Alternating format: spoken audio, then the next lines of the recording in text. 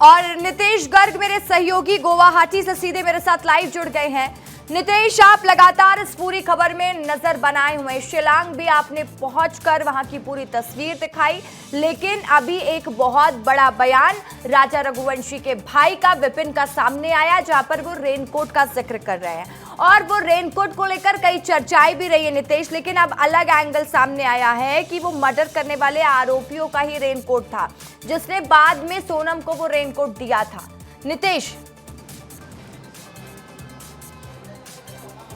बिल्कुल, देखिए रसिका, तरह तरह की लगातार जानकारियां सामने आ रही हैं। अब ये विपिन के भाई का आरोप है और अगर वो कह रहे हैं कि रेनकोट जो आरोपी का है, तो इससे साफ तौर पर अंदाज़ा लगाया जा सकता है कि हो सकता है जिस दुकान से, जिस शॉप से जो है रेनकोट ख़रीदा गया था वो सोनम को पता थी और इनको भी जो है लोकेशन साझा की गई होगी, या फिर साथ में जो है रेनकोट खरीदे गए होंगे जब ये नीचे उतर रहे थे। तो एक ऐसी चीज़ कह सकते हैं कि जिस तरीके से हथियार खरीदने की खबर आई थी, उस तरीके से हो सकता है कि इन्होंने रेनकोट भी, जो लोकेशन जिस रेनकोट दुकान की सोनम के द्वारा अगर साझा की गई होगी, तो वहीं जाकर इन्होंने रेनकोट खरीदा था और उलझाने के लिए उसी रंग का रेनकोट लिया जिस रंग का सोनम का था, ताकि बाद में जब सीसीटीवी आए तमाम चीज़ें आएँ।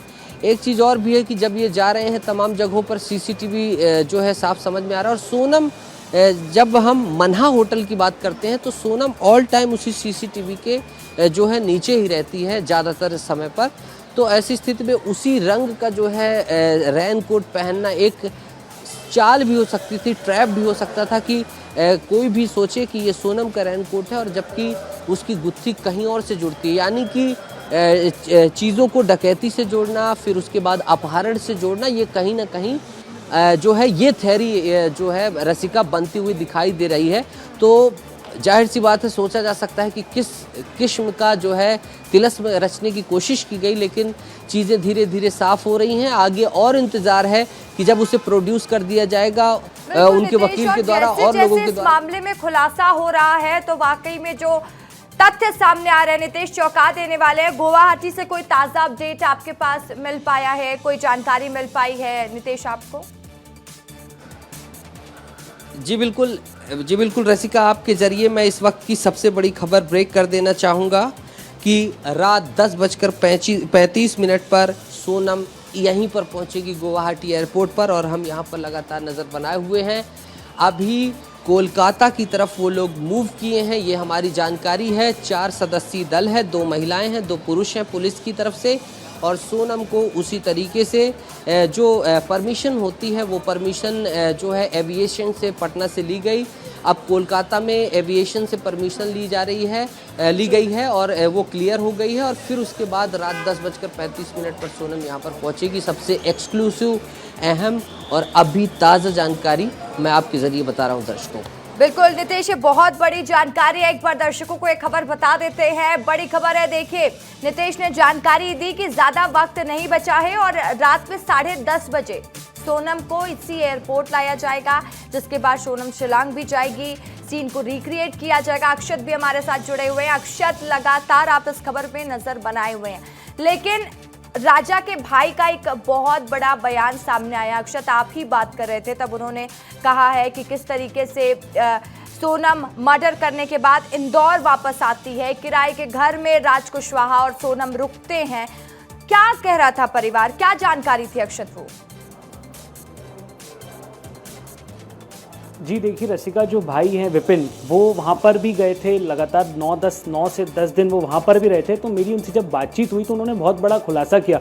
उन्होंने बताया कि वहाँ के जो एसपी हैं उन्होंने ये पूरी जानकारी उनको दी है रसिका, कि जो मर्डर होने के बाद खुद पहले सोनम अपने 3 जो अपराधी हैं उनके साथ राजा को मारती है, और सबसे बड़ी बात, ये तीनों अपराधी जब राजा को उठा रहे थे, राजा के शरीर को नीचे फेंकने के लिए, तो राजा का शरीर उनसे उठा नहीं, तो खुद सोनम भी उसमें हाथ लगाती है और उसको खाई से फेंकती है, जब मर्डर होने जिस वजह से जो राजा के खून है वो उसके कपड़ों पर लग जाता है।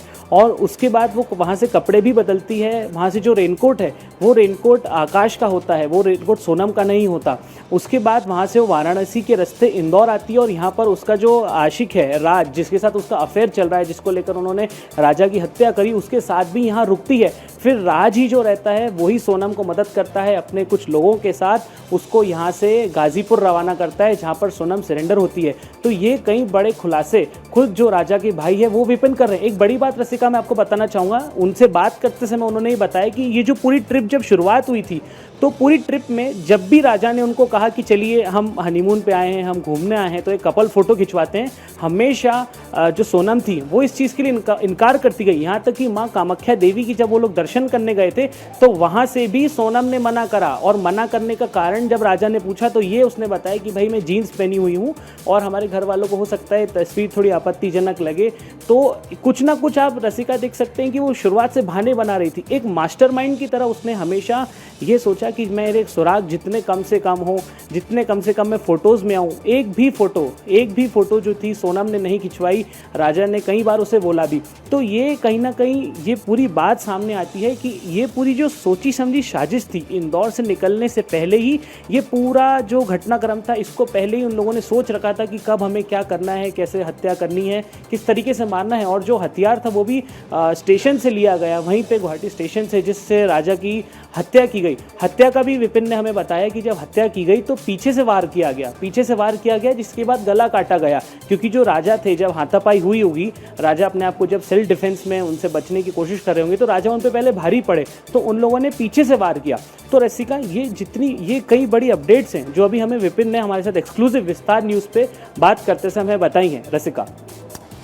बिल्कुल, और ये दुखद है जो जानकारी मिल रही कितने शातिराना तरीके से कैसे कोई महिला अपने पति को मार सकती है, सबसे बड़ा सवाल और ये दुख पहुंचा देने वाली खबर है। बहुत शुक्रिया अक्षत आपका भी जानकारी के लिए, नितेश आपका भी। आप दोनों उस खबर पर नजर बनाए रखिएगा।